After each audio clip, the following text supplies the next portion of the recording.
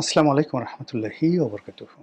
সম্মানিত দর্শক, ১/১১ মানে কুখ্যাত ১/১১, সেই কুখ্যাত ১/১১টি কেবলই মাত্র যে বিএনপিকে ক্ষমতাচ্যুত করেছে তা নয়, কেবলই মাত্র খালেদা জিয়াকে সর্বহারা করেছে, তারেক জিয়ার মেরুদণ্ড ভেঙে দেওয়া হয়েছে, তাকে দোতলা থেকে ফেলে দেওয়া হয়েছে, ফ্যানের সঙ্গে বেঁধে পিটিয়ে তাকে আহত করা হয়েছে, অথবা তার ভাই আরাফাত রহমান কোকোকে মারতে মারতে তাকে মৃত্যু পথযাত্রী করে ফেলেছে। এটাই নয়, এই ১/১১ আওয়ামী লীগ বিএনপির সকল রাজনীতিবিদদেরকে রীতিমতো জাহান্নামের আগুনের মধ্যে ফেলে দিয়েছিল। ব্যবসায়ীদের জীবন তছনছ করে দিয়েছিল। এই ১/১১ বাংলাদেশের ইতিহাসের সবচেয়ে বড় কলঙ্ক, যেই কলঙ্কে সামরিক আমলা, বেসামরিক আমলা, চতুর ২ নম্বর রাজনীতিবিদ, কিছু সাংবাদিক, প্রথম আলো, ডেইলি স্টারের মতো সংবাদপত্র, বেশ কিছু দালাল এবং ফুরিয়া সবাই মিলে সেই মঈনুদ্দিন ফখরুদ্দীন সরকারের সেই সময়টিতে বাংলাদেশের উপরে যে রীতিমতো ধর্ষণ কর্ম চালিয়েছিল, সেই ধর্ষণ কর্মে অর্থনীতি তছনছ হয়েছিল, গণতন্ত্র তছনছ হয়েছিল, প্রশাসন যন্ত্র, মিলিটারি তন্ত্র তছনছ হয়েছিল, এবং ওটা আমরা এখনো পর্যন্ত আমরা সেই জায়গা থেকে ফিরে আসতে পারিনি।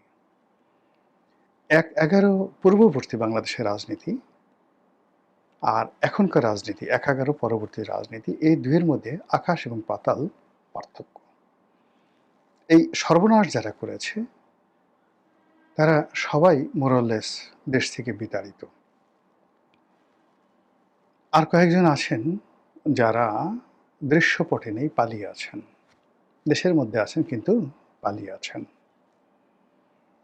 দু একজন আছেন যারা অতি চালাক, তারা সমাজে ঘোরাফেরা করছেন, বড় বড় কথা বলছেন, কিন্তু তারা সেই কুশীলব হিসেবে ওই সময়ের যে অপকর্ম, সেই অপকর্মের কারণে তারা মানে অনুশোচনা বোধ না করে আরও একটি ১/১১, আরও একটি ২/১১ ঘটানোর জন্য যে চেষ্টা তারা করেছিল, তার প্রেক্ষিতেই কিন্তু এই জুলাই আগস্ট বিপ্লবের পরে যে অন্তর্বর্তীকালীন সরকার গঠিত হলো, সেই ঘটনাটি ছিল মূলত ১/১১ ভার্সন 2। ১/১১ সময় যিনি কুশীলব ছিলেন ডক্টর মোহাম্মদ ইউনূস, তিনি এটার প্রধান ছিলেন। ১/১১ সময় যিনি নির্বাচন কমিশনার ছিলেন ব্রিগেডিয়ার সাখাওয়াত, তিনি এখানে উপদেষ্টা ছিলেন, প্রধানতম উপদেষ্টা। সেই ১/১১ সময় মাহফুজুর রহমান, মতিউর রহমান, মাহফুজ আলম, ডেইলি স্টারের মাহফুজ আলম না কি নাম, ডেইলি স্টারের সম্পাদক মাহফুজ আনাম। তো এরাই এই ডক্টর মোহাম্মদ ইউনূসকে পরিচালনা করেছে গত ১৭ মাস, এবং তারা ডক্টর মোহাম্মদ ইউনূসকে পচিয়ে গলিয়ে ছেড়ে দিয়ে এখন আবার তারেক রহমানের ঘাড়ে ভর করার জন্য প্রাণান্ত চেষ্টা চালিয়ে যাচ্ছে। আবার আগের মঈনুদ্দিন ফখরুদ্দীনকে গাড়ির উপর বসে তারা কিন্তু তাদেরকেও পচিয়েছে। এরকম কিছু লোক আছে যারা রং পরিবর্তন করে এই সমাজে টিকে আছে, আর একটা অংশ বাংলাদেশের মধ্যে পালিয়ে আছে। যেমন আপনি জেনারেল মতিন নামক একজন উপদেষ্টা ছিলেন, সে কি জীবিত না মৃত তাকে তো দেখা যাচ্ছে না। আবার মঈনুদ্দিন, সেনাপ্রধান মঈনুদ্দিন, সেই তত্ত্বাবধায়ক সরকার ফখরুদ্দিন, ব্রিগেডিয়ার বারী, ব্রিগেডিয়ার আমিন, এরা কোথায় আমরা জানি না, দেশের বাইরে হয়তো কোথাও আছে।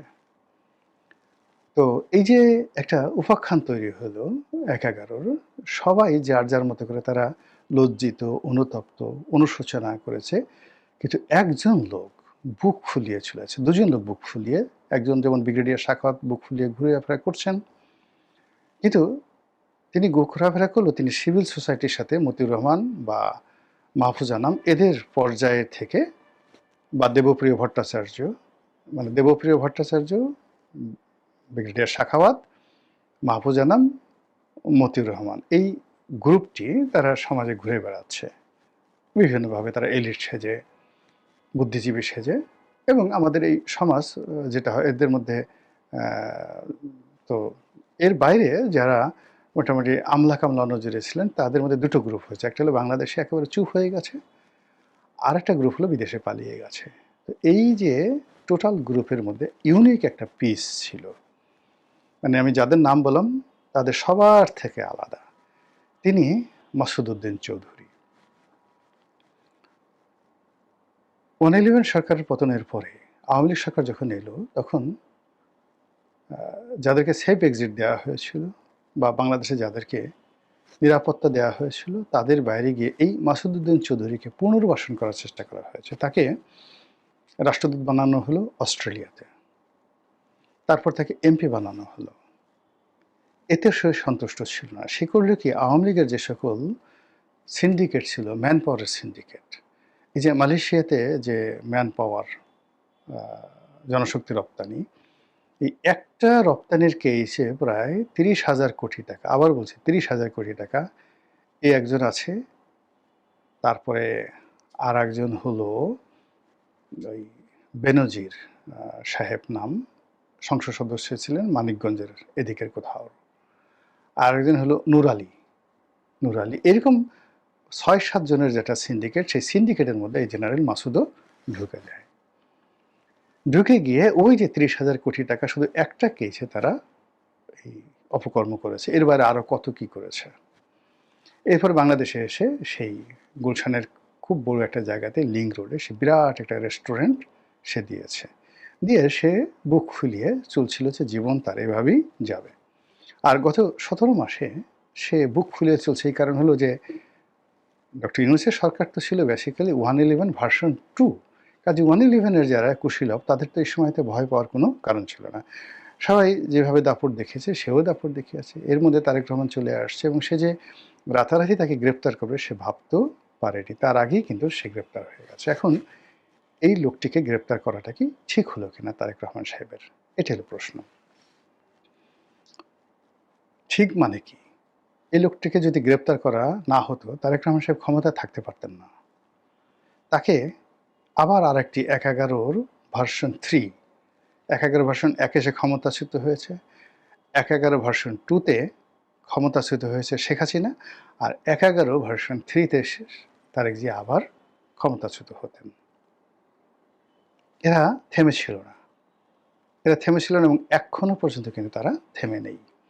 কাজী শুধু মাসুদ উদ্দিন চৌধুরী না, এর সঙ্গে সঙ্গে অন্য যারা আছেন, এমনকি ডক্টর মোহাম্মদ ইউনূস, তাদের বিরুদ্ধেও যদি তারেক রহমানকে সাস্টেন করতে হয়, বাঁচতে হয়, তাদের বিরুদ্ধে কিন্তু ব্যবস্থা নিতে হবে। আদারওয়াইজ ম্যাসাকার হয়ে যাবে, রীতিমতো ম্যাসাকার হয়ে যাবে। আমি এটা নিয়ে একটা স্ট্যাটাস দিয়েছি যে রাজনীতি কোনো, যাকে বলা হয়, ধর্মীয় বাণীর ওয়াজ নসিহত নয়।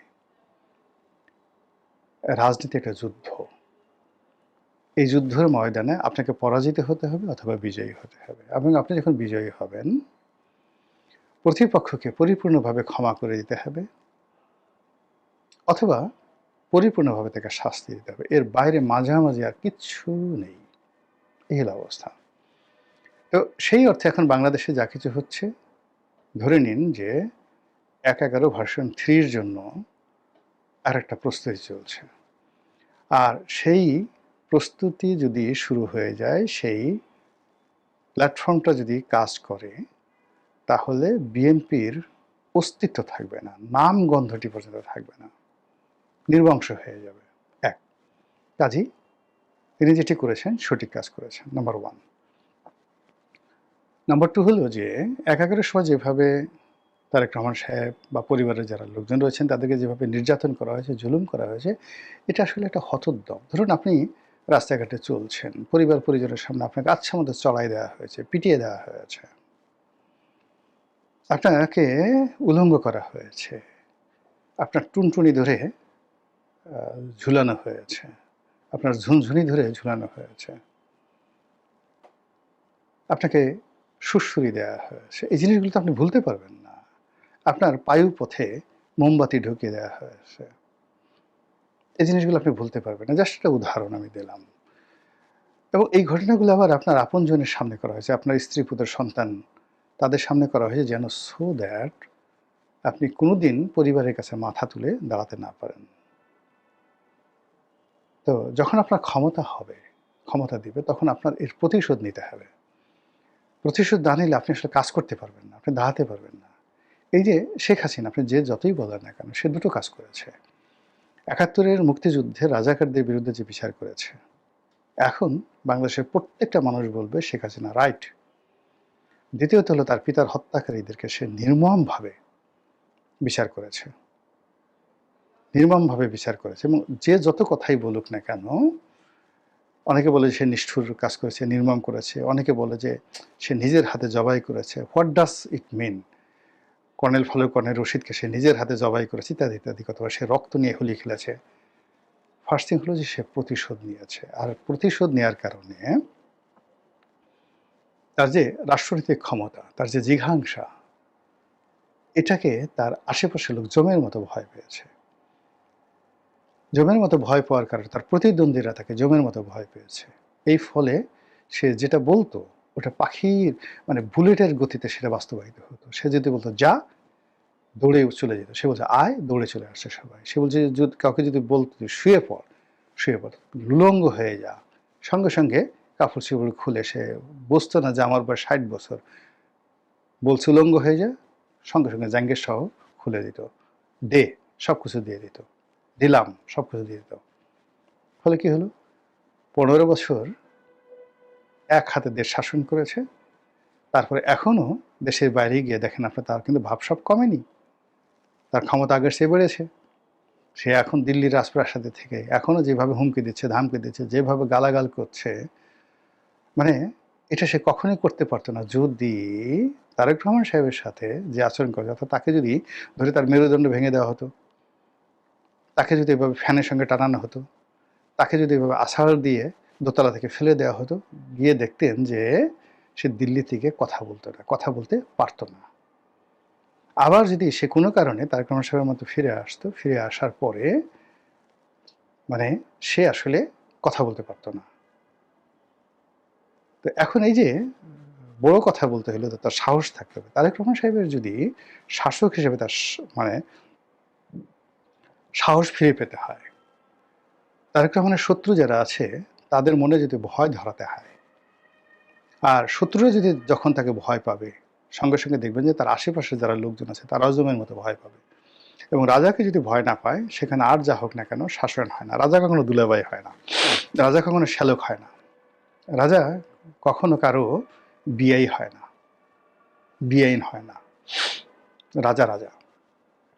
তো এই যে তার যে রাজস্বিকতা, সেই রাজস্বিকতা রক্ষা করার জন্য এই মাসুদউদ্দিনের মতো যে সমস্ত লোকজন আছে তাদেরকে ধরতে হবে, বিচার করতে হবে, প্রতিশোধ নিতে হবে দৃষ্টান্তমূলক, যেন নেতাকর্মীরা বুঝে যে না, নেতার জেহান আছে, হ্যাডম আছে, জোশ আছে।